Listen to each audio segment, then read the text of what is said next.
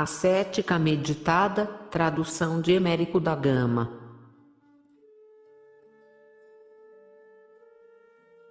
Capítulo 13. Verdadeiras e falsas virtudes.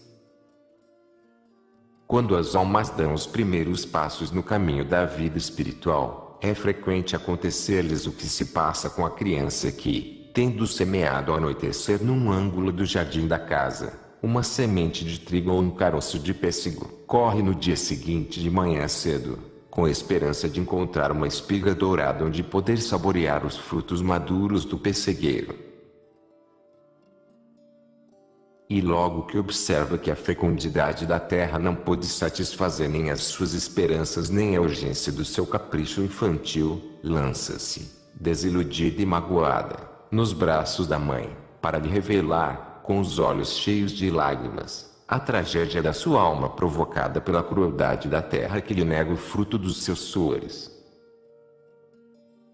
A mãe sorri com ternura.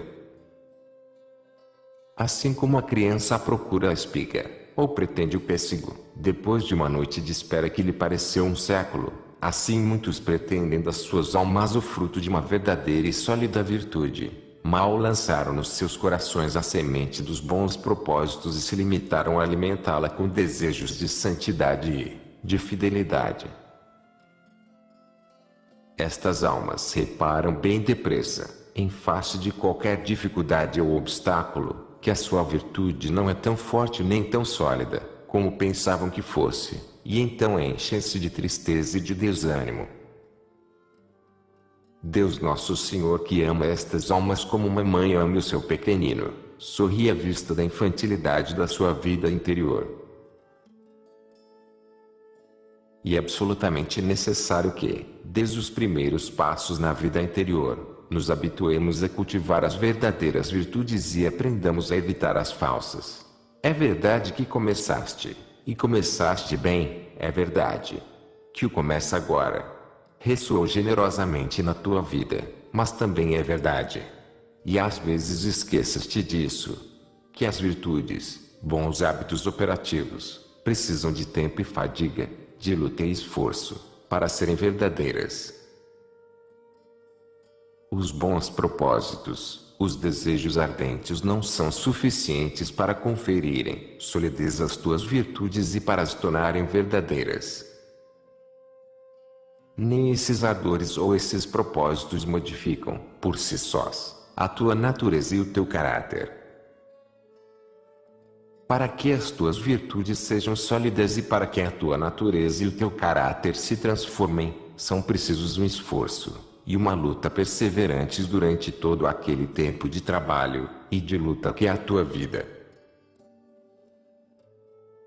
Os ardores e os sentimentos fortes de devoção sensível, que andam sempre unidos, por providencial bondade divina, aos primeiros passos no caminho da vida interior, levam as almas que são ainda crianças na vida espiritual, a pensar que está tudo feito, que os defeitos e as tendências desordenadas desapareceram e que, de hora em diante, tudo será fácil, a vida virtuosa não lhes custará nenhum esforço.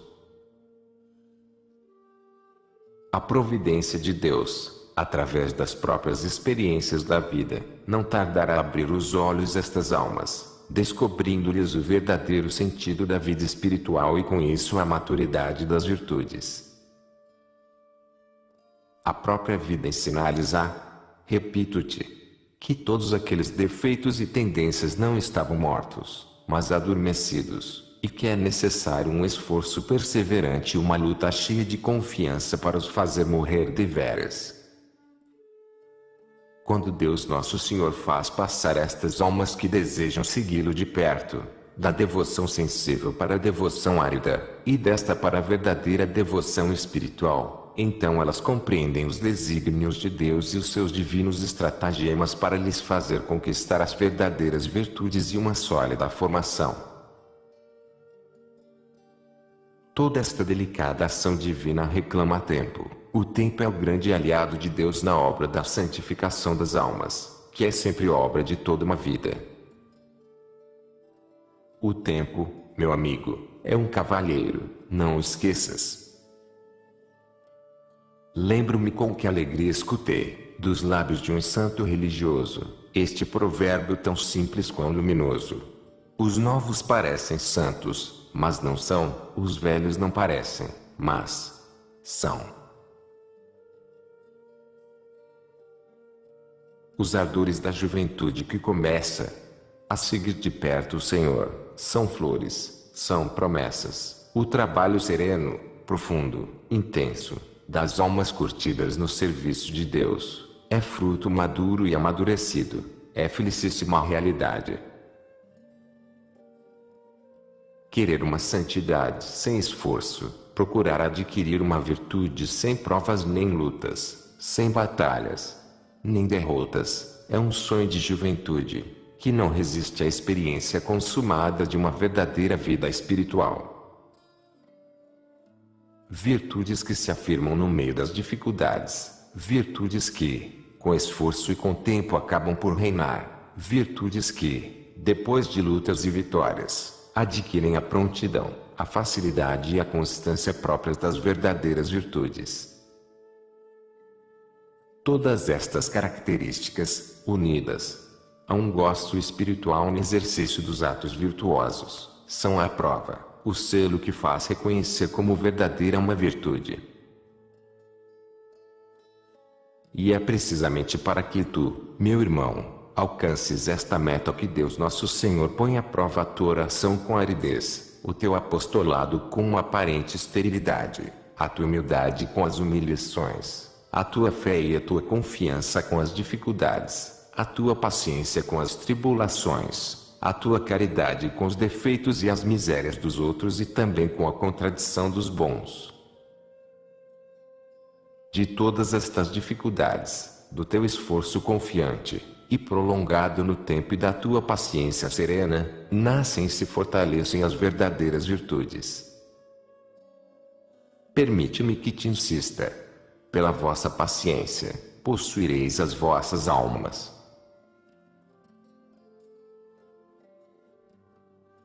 Deus nosso Senhor não quer que as tuas virtudes sejam flores de estufa, seriam virtudes falsas.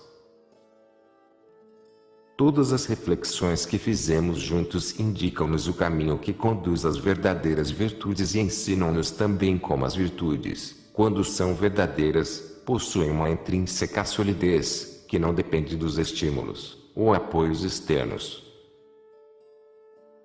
As virtudes verdadeiras ambientam-se no mundo, sem se confundirem com ele, e afirmam-se no mundo e no meio das dificuldades, como os raios do sol que incidem sobre a lama e a secam sem se sujarem. As virtudes verdadeiras dão unidade à vida das pessoas que se exercitam nelas. As virtudes falsas conduzem a essa temível ruptura entre as práticas de piedade e a vida de cada dia. As virtudes falsas formam compartimentos estanques na conduta diária, e não podem irrigar, por falta de fecundidade, a vida inteira de uma pessoa.